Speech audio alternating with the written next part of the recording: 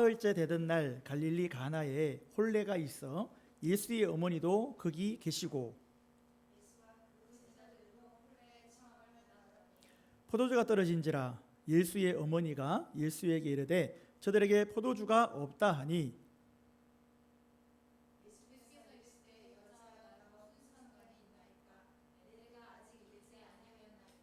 그의 어머니가 하인들에게 이르되 너희에게 무슨 말씀을 하시든지 그대로 하라 하니라.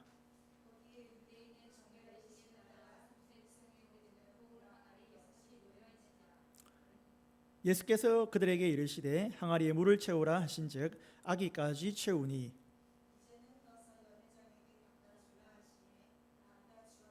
연회장은 물로 된 포도주를 맛보고도 어디서 났는지 알지 못하되 물도온 하인들은 알더라. 연회장이 신랑을 불러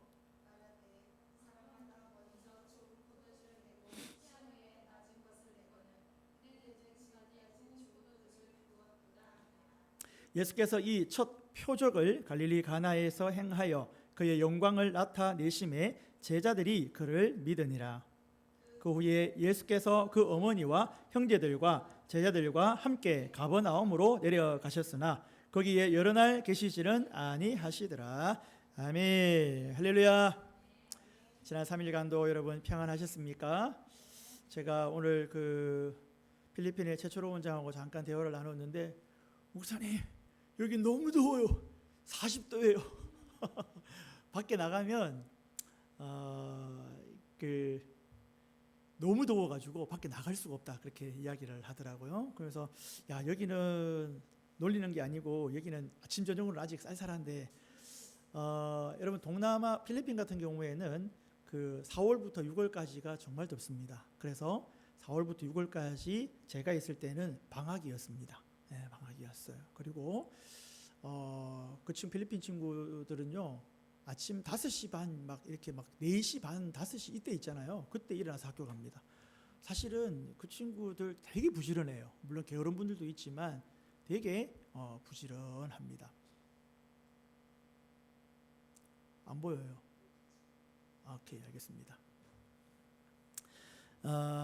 지난 시간에 우리는 예수님께서 제자들을 부르시는 장면을 우리가 함께 살펴보았습니다. 안드레가 베드로를 데려오고 또 빌립이 나다니엘을 찾아가서 그 한 사람이 때문에 마음에 일어난 감동이 또 다른 사람들에게 번져가는 그런 모습을 우리가 보았습니다.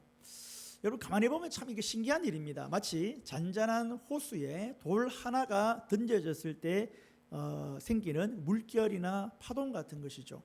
아주 작은 파도가 점점 계속해서 흘러가게 되는 거죠. 한 사람이 시작된 믿음의 떨림이 또 다른 사람의 삶을 흔들어 놓는 것을 볼 수가 있습니다.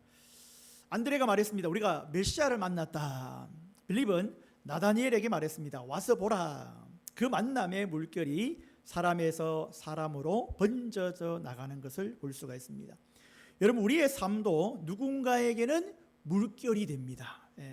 나는 알 수 없지만 누군가는 여러분들을 통하여서 저 사람 보니까 정말 내가 내 신앙생활을 다시 돌아보게 된다. 저분을 보니까 정말 내가 신앙생활을 더 잘해야 되겠다라는 그런 선한 물결의 영향력을 끼치는 여러분 되시기를 축복합니다.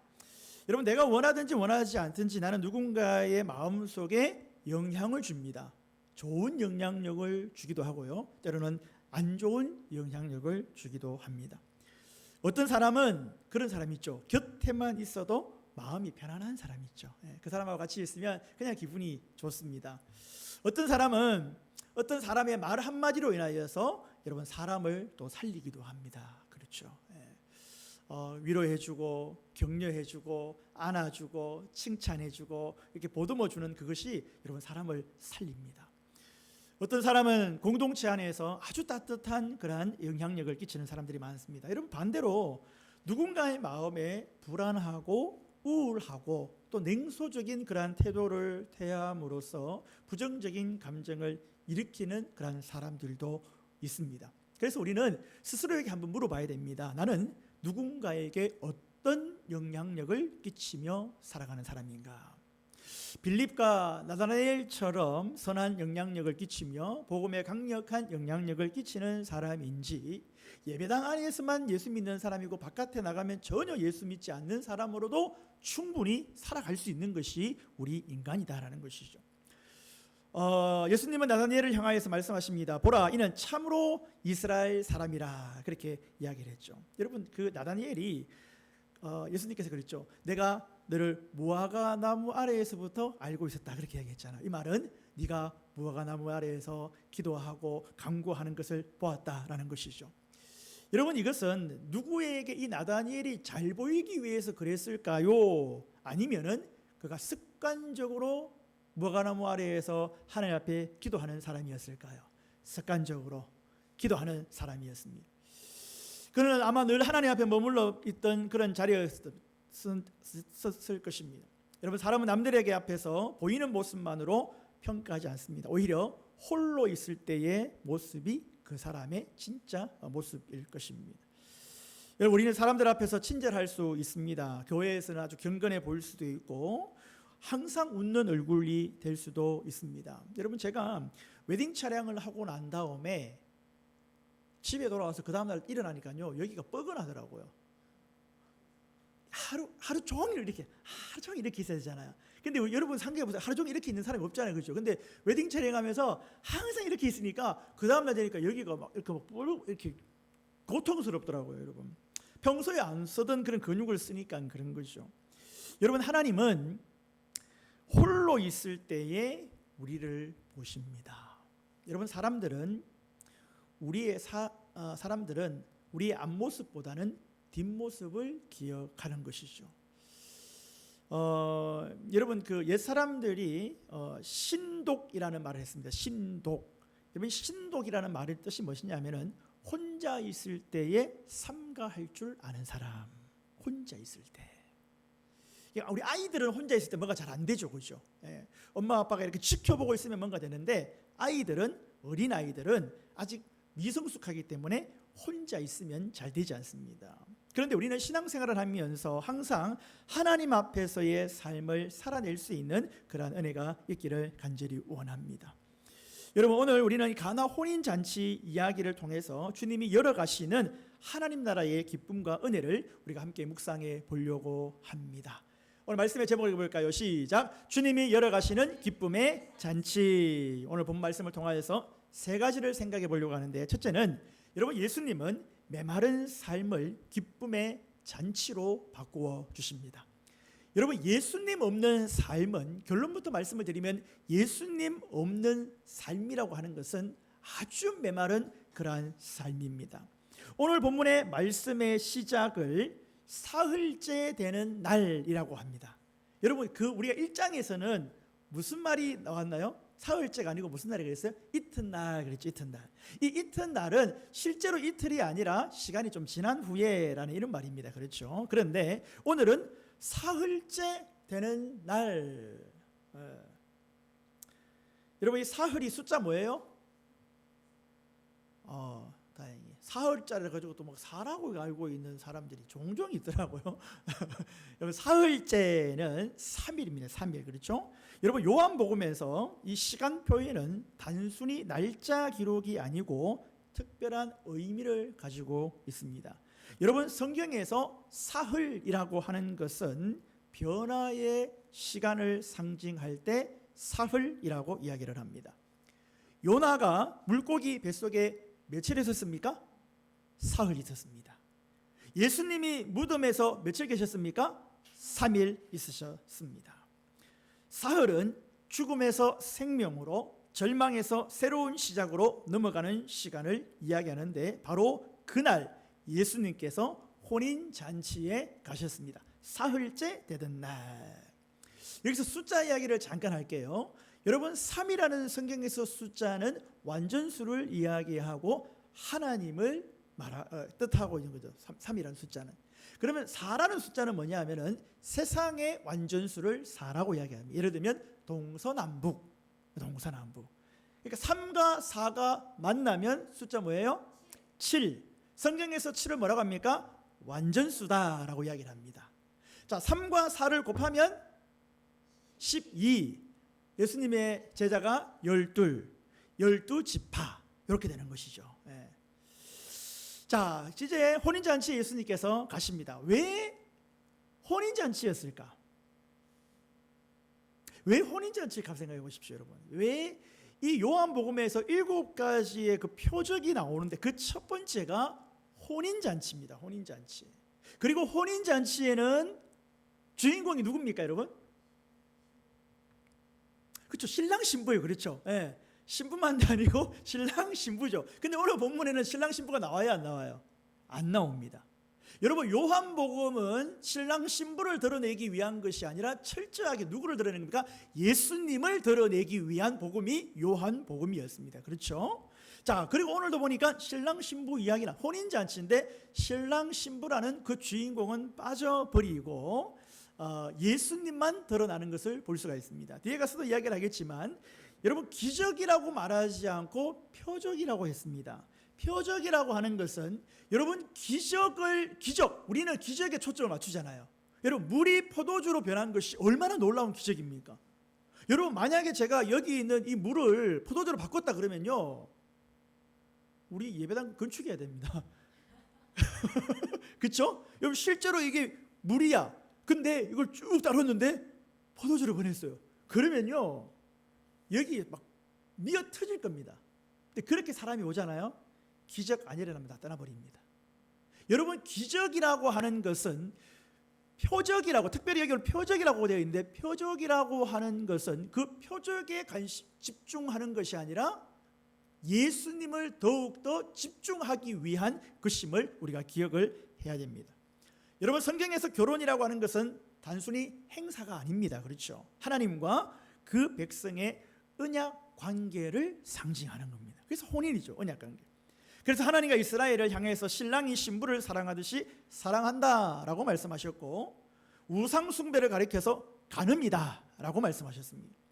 계시록에서는 마지막 구원을 어린 양의 혼인잔치라고 이야기를 했습니다. 그러므로 가나의 혼인잔치는 단순히 결혼식 이야기가 아니라 하나님 나라의 잔치를 지금 이야기해주고 있는 것입니다. 하나님 나라 잔치 속에서 표적이라는 단어가 나왔습니다. 앞서 말씀을 드렸지만 이것은 기적이 아니라 표적이라고 우리가 이야기합니다. 여기서 표적이라고 하는 것은 단순히 놀라운 현상 자체를 말하는 것이 아니라 어떤 본질을 가리키는 사인이라는 것이죠. 그러니까 요한복음에서 기적은 단순한 능력과 과시가 아닙니다. 그런데 우리는 그 기적에 초점을 맞출 때가 많이 있다는 것이죠. 여러분, 예수님이 이 표적을 나타낸 것은 예수님이 누구신지를 드러내는 아주 작은 창문과 같은 것입니다. 그 역할을 하는 것이죠. 놀라운 현상을 뛰어넘어서 예수님을 가리키는 것입니다. 여러분, 요한복음에는 7개의 대표적인 표적이 등장을 합니다. 왕이 신하를 고치는 사건이 나오고요, 38년 된 병자를 일으키는 사건이 나오고요, 오병이어의 사건이 나오고, 또 바다 위를 걸으신 사건, 날 때부터 맹인된 자를 고쳐주는 사건, 또 나사로를 살리신 이 표적들이 나오는데, 그 첫 번째 표적이 오늘 바로 물로 포도주를 바꾸시는 그런 사건입니다. 왜 첫 번째 표적이 하필 포도주 사건이었을까? 여러분, 포도주는 기쁨의 상징입니다. 시편 104편은 포도주가 사람의 마음을 기쁘게 한다라고 말을 합니다. 유대인들에게는 포도주는 단순한 음료가 아니라 하나님의 축복과 풍성함의 상징이었습니다. 뒤에 가서 말하겠지만 여러분, 포도주라고 하는 것은 아무나 먹을 수 있는 음료가 아니었습니다. 특권층들만 먹을 수 있는 것이었고, 혼인 날에는 이 일반인들이 고기하고 포도주를 먹을 수 있는 찬스였습니다. 함부로 먹을 수 없는 것이었습니다. 잔치의 상징이었습니다. 생명의 풍성함을 나타내는 것이 바로 포도주였습니다. 그런데 잔치 중에 지금 무슨 일이 일어났습니까? 포도주가 떨어졌어요. 여러분, 포도주는 잔치의 상징이었고 생명의 풍성함이라고 그랬고 하나님의 축복과 풍성함, 아주 좋은 것들을 상징하고 있는데 이 잔치 가운데 포도주가 떨어져 버린 거예요. 떨어져 버렸어요. 여러분, 당시의 유대인들은 이 결혼식은, 여러분 지금은 결혼식 얼마 만에 끝납니까? 그렇죠. 2, 30분. 그냥 뭐 뒷시간이, 요즘에는 그래도 조금 뭐 이렇게 한 예식장 보니까 뭐 3타임을 받는다든가 4타임 받는가 뭐 이렇게 있거든요. 근데 제가 한 5, 6년 전만 하더라도 빨리 끝내야 돼요. 이게 그 시간 안에 한 시간이나 1시간 20분 넘어가면 안 돼요. 이거. 그 다음 준비하고 막 이게 다음 해야 되기 때문에 그냥 후다다다닥 이렇게 끝내버리는 경우가 있었습니다. 그런데 당시에 여러분 결혼식은 하루 행사가 아닙니다. 여러분 결혼식이 놀라지 마십시오. 일주일 동안 해요. 일주일 동안. 얼마나 큰 축제인지 모릅니다. 예. 얼마나 큰 잔치. 근데 이 잔치가 시작했는데 포도주가 떨어져 버린 거예요. 마을 사람들이 와서 먹고 마시는 그런 공동체적인 축제의 시간이었습니다. 여러분 가난한 사람들에게 이 누군가의 결혼식은 아주 기다려지는 거예요. 야, 고기도 먹을 수 있고. 예. 여러분 우리는 그렇게 가난하지 않아도 결혼식을 저는 좀 기다립니다. 왜? 맛있는 거는 먹을 수 있는 또 이렇게 이번 결혼식은 좀 어떨까? 어떨까? 그리고 맛있는 걸 먹고 나면 기억이 오래 나요. 은총아, 그렇지? 너와 나는 가난하지 않지만 결혼식이 좀 기다려져, 그렇지? 맛있는 것을 좀 느긋하게 이렇게 먹을 수 있는, 그렇지? 근데 몇 점씩 먹지 않았는데 배가 부를 때 좀 억울하기도 하고, 하여튼 그렇습니다. 그러니까 가난하지 않아도 결혼식이 그렇게 기다려지는데, 여러분 그때 당시에는 얼마나 이것이 기다려졌겠습니까? 그렇죠? 고기도 먹고 포도주도 막 이렇게 먹고 싶고 일주일 내내 먹을 수 있는 거예요. 그런데 그런 잔치에서 포도주가 떨어진 거예요. 이건 단순한 실수가 아닙니다, 여러분. 잔치의 기쁨이 끊어져 버립니다. 흥이 사라져 버린 거예요. 예. 어떤 사람들은 그것을 가리켜서 그런 말 할 거예요. 야, 이 결혼식 이거 뭔가 불길한 거 아니야? 이거 초반에 안 좋은데 이거 뭐가 큰일 날 것 같은데? 라고 이야기를 할 수가 있습니다. 그때 어머니 마리아가 그 상황을 지그시 보았습니다. 지그시 보고 예수님, 저들에게 포도주가 없습니다. 여러분 여기서 중요한 것은 이 마리아가 비난하지 않았다는 거예요. 여러분 우리 결혼식 가가지고 음식이 맛없으면 뭐라고 합니까? 아이, 그 돈 좀 더 주고 그 맛있는 거 하지, 그거 결혼식 음식을 이렇게 했냐고 뭐 그렇게 한마디 할 수 있잖아요, 그죠? 한마디 할 수 있습니다. 그런데 이 마리아는요 비난하지 않았습니다. 뭐 준비를 우리가 결혼식 몰라? 일주일 동안 하는데 말이야 이게 뭐냐고, 왜 이렇게 준비를 안 했어? 라고 할 수 있겠지요. 근데 비난하지 않았어요. 그렇게 말하지 않았습니다. 여러분 그녀는 그 집에 당혹감과 부끄러움을 먼저 느꼈습니다. 누군가의 곤란함을 헤아릴 줄 아는 그런 넓은 마음이 아마 있었던 것 같습니다. 여러분 은혜 받은 사람은요 남의 부족함을 비웃지 않습니다. 왜냐하면 은혜가 충만하기 때문에 그렇죠, 그렇죠? 남이 연약하고 부족해도 그걸 어떻게 하면 좀 채워줄까? 내가 도와줄 수 있으면 도와줄까? 이렇게 해야지 짓밟지 않습니다. 은혜 받은 사람은 그래요. 은혜 받은 사람. 여러분 한번 쭉 보십시오. 여러분 주위에 아니면 여러분 친족 중이라든가 아니면 친한 사람 중에 은혜 받은 사람들의 행동을 한번 보시기 바랍니다. 그들이 어떻게 하는가? 그리고 여러분들이 은혜 받은 사람이기 때문에 여러분의 행동들도 은혜 받은 자의 행동을 해야 됩니다. 여러분 오늘도 제가 같은 시간에 상가 전도를 합니다. 12시 40분이 되면 나가요. 12시 40분 나가서 한 2시 반쯤 되면 돌아옵니다. 중간중간에 오늘 같은 경우에는 어디가 한 군데 가서 한 15분 정도 이야기도 하고 한 5분 정도 이야기하고 해서 조금 딜레이가 됐었죠. 그런데 여러분 첫 번째 전도할 때, 두 번째 할 때 오늘 세 번째 나갔잖아요. 그런데 저기 어디 가니까 퉁명스럽게 하시는 분도 있어요. 그리고 어떤 분은 오늘 보니까 네 번째 그런 경우가 있다 그러던데 이제 좀 너무 부담스러워하는 때가 있답니다.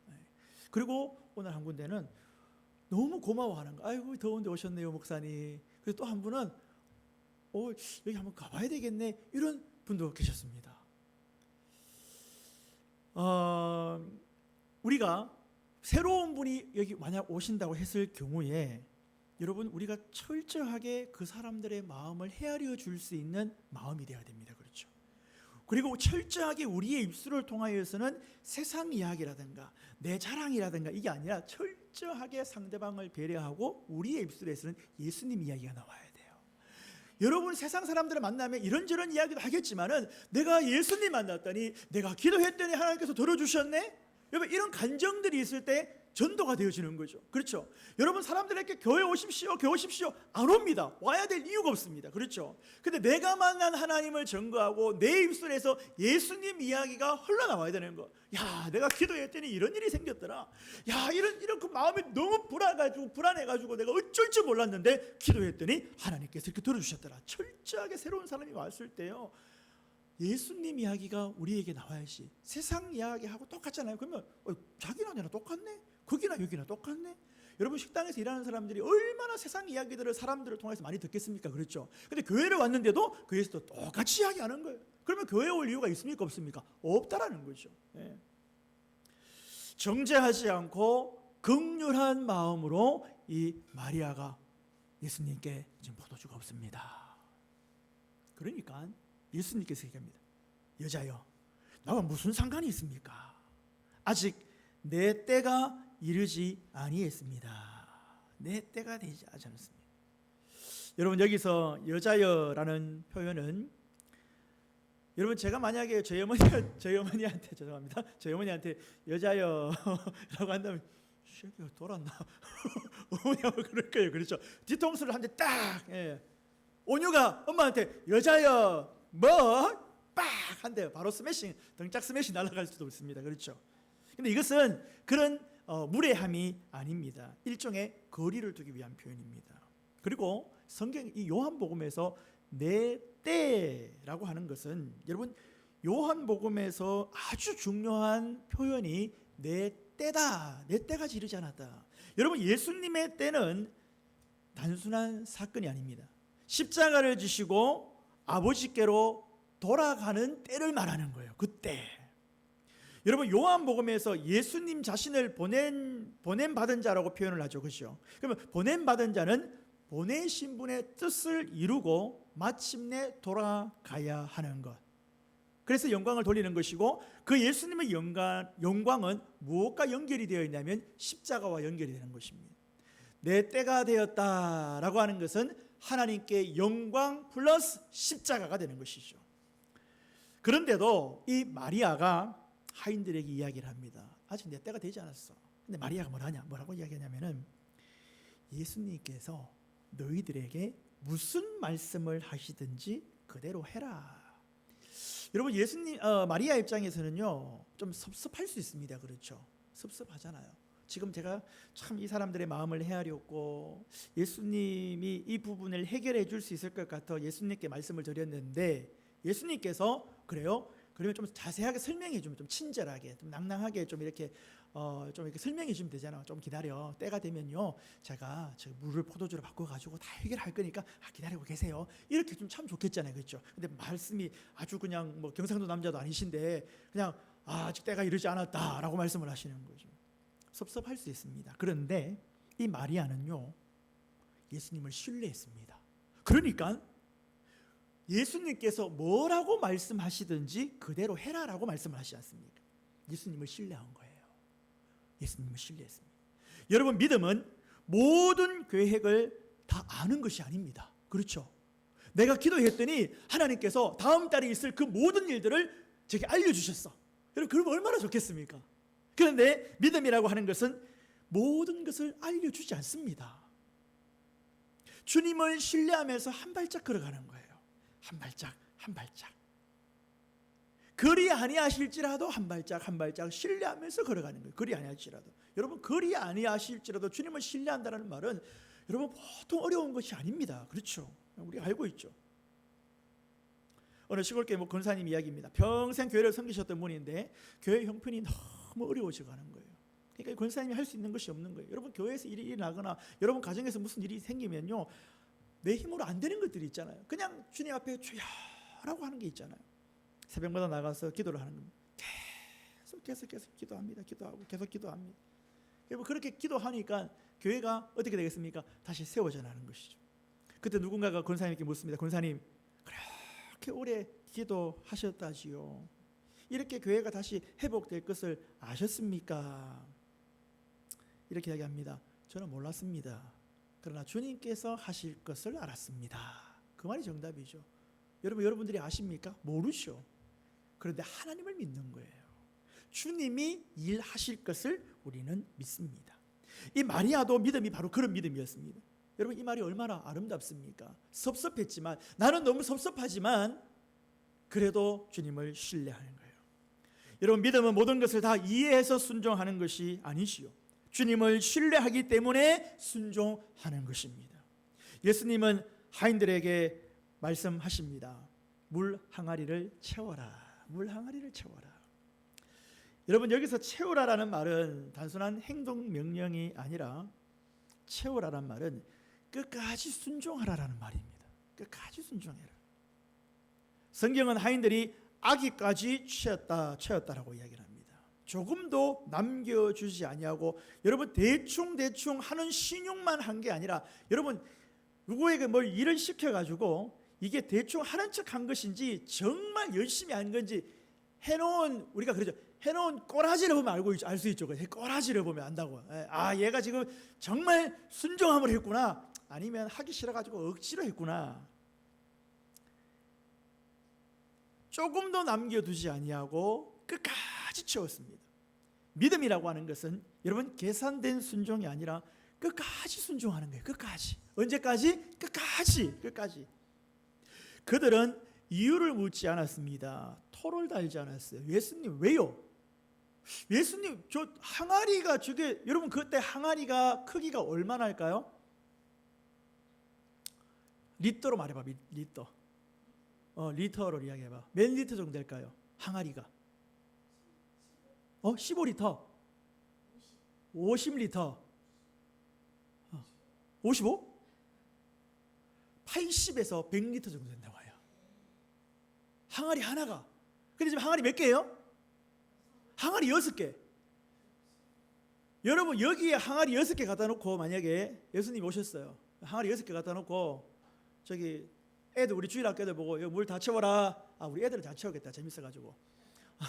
아, 그래요? 채우겠다. 여러분, 그때 수도꼭지가 있었습니까? 물도로 가야 되잖아요. 그 가까운 데 있었을까요? 한참을 가야 되지 않겠습니까? 아무 토달지 않고 여러분 물을 채웁니다. 이렇게 말할 수 있잖아요. 아니, 지금 포도주가 필요한데 왜 물을 채우라고 하십니까? 그렇잖아요. 상상이 안 되잖아요, 솔직히. 근데 그들은 순종한 거예요.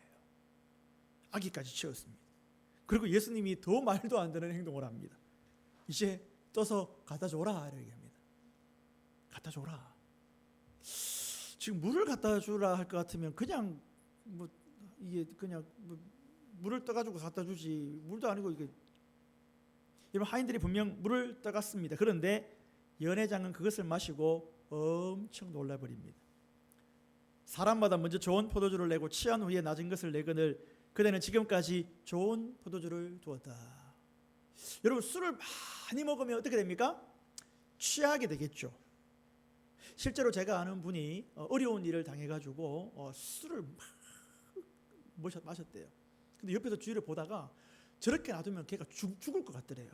그래서 술병에다가 물을 다 넣어가지고 갖다 준 거예요. 그게 몰라, 이 사람이. 술을 이렇게 많이 취하면요, 그 다음부터는 이게 술인지 물인지도 모르고 그냥 막 먹는데요. 그냥 죽을 것 같으니까 물을 갖다 준 거예요. 그러니까 처음에는 좋은 거를 줬다가 나중에 안 좋은 포도주를 줘야 되는데 어느 정도 취했음에도 불구하고 이것을 먹었는데 이게 너무 좋은 거야. 그 사람 불러가지고 그래야 하는 거죠. 여러분, 주님이 역사하시고 주님이 일하시면요, 가장 좋은 것을 우리에게 마지막에 주십니다. 세상은 처음에는 화려하지만 나중에는요 엄청 초라합니다. 뭔가 할 것처럼 막 이렇게 하다가 나중 되면은 여러분 아무것도 없어요. 요란하기만 요란했습니다. 그러나 예수님 안의 삶은 다르다라는 거죠. 여러분, 갈수록 기뻐집니다. 갈수록 아름다워지는 거예요. 갈수록 진짜 포도주가 되어가는 거예요. 그래서 우리의 신앙이 가면 갈수록 계속해서 성숙하고. 나는 이제 예수 믿은 20년 됐으니까 여기에서 유지만 하면 되는 거 아니야? 아닙니다, 여러분. 여러분, 예수님께서는 여러분들이 가면 갈수록 여러분들이 진국이 되기를 원하신다는 것입니다. 여러분, 주님 오늘도 메마른 우리의 삶을 기쁨의 잔치로 바꾸어 놓기를 원하십니다. 우리의 삶에 예수님이 빠지면 물은 그냥 물이에요. 우리가 원하는 것이 다 없어져 버릴 것입니다. 채워지지 않습니다. 근데 예수님이 오시면 물을 포도주로 바꿔버립니다. 여러분의 인생이 메마르고 피폐한다 할지라도 주님께서 개입하시면 그것을 뒤집어 엎으시는 분이 바로 예수님이라는 사실을 기억했으면 좋겠습니다. 사랑하는 우리 자녀들, 맡겨진 일들에 최선을 다하면 우리 하나님께서 주님을 신뢰하기만 하면 우리 주님께서 여러분들의 인생을, 여러분들의 삶을 더욱더 빛나게 하실 줄로 믿습니다. 여러분, 세상에서 많은 사람들에게 존경받으라는 말이 아닙니다. 주님 보시기에 아름다운 인생으로 주님께서 빚어 가시는데 주님을 끝까지 신뢰하는 거예요. 사람을 신뢰하는 것이 아니라 주님을 신뢰함으로 메말랐던 것이 다시 회복되고 다시 일으켜지는 귀한 은혜가 있기를 간절히 원합니다. 여러분, 주님은 물 같은 인생을 포도주와 같은 우리들로 바꾸시는 은혜로 우리가 변화되기를 원하고 우리가 바꾸기를 원한다는 사실을 여러분 기억했으면 좋겠습니다. 다음 시간에 이어서 이 주님이 열어가시는 기쁨의 잔치 두 번째 시간을 우리가 가질 건데요. 여러분, 우리의 인생이 주님께서 개입하셔서 하나님 앞에서 더 은혜롭고 더 복된 그런 은혜가 있으시기를 간절히 축복합니다. 아멘. 우리 시간에 우리 찬송가 453장, 여러분, 예수님은 계속해서 알아가는 것입니다. 성경을 통하여서, 찬양을 통하여서, 우리의 환경과 사건을 통하여서 계속해서 알아갈 수 있는 그런 은혜가 그걸 고백하는 마음으로 우리 시간 찬양하겠습니다.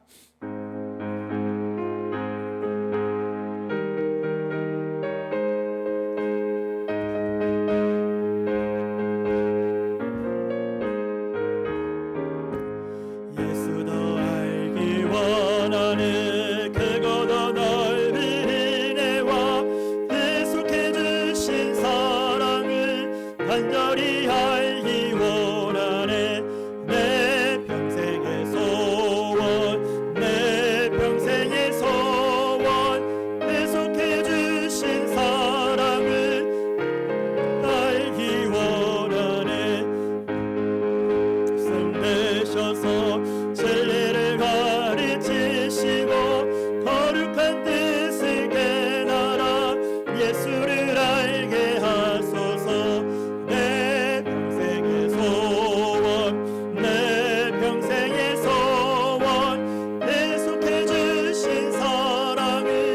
간절히 알기 원하네. 성령의 감화 받아서 하나님 말씀 배우니 그 말씀 안절안절히 내 맘에 교훈되도다. 내 평생의 소원, 내 평생의 소원, 계속해 주신 사랑을 간절히 알기 원하네. 영광에 둘러있도다. 평화의 왕이 오시니 그 나라 왕성하도다. 내 평생의 소원, 내 평생의 소원, 계속해 주신 사랑을 간절히 알기 원하네. 기도하겠습니다. 사랑의 하나님, 감사합니다. 우리의 일상에 우리 예수님께서 날마다 간섭하여 주시어서 예수 있는 삶, 주님과 동행하는 삶을 날마다 살아감으로 말미암아 주님으로 인하여서 만족하며 살아갈 수 있는 사랑하는 우리 성도들과 우리 자녀들 될 수 있도록 은혜를 도와여 주시옵소서. 세상에서 잘 나가고 세상에서 많은 사람들에게 우러러함을 받는 것보다 주님께 인정받고 주님께 사랑받으며 주님께 영광 돌리는 우리 사랑하는 모든 성도들과 자녀들 되게 하여 주시옵소서. 주 예수 그리스도의 은혜와 하나님의 그 크신 사랑하심과 성령님의 유로교통 충만하심이 주님을 우리의 삶의 모심으로 말미암아 피폐하고 메마른 것들이 변화되어서 주님께 영광 돌리기를 원하는 사랑하는 모든 자녀들과 가정마다 이제부터 영원토록 함께 있을지어다. 아멘.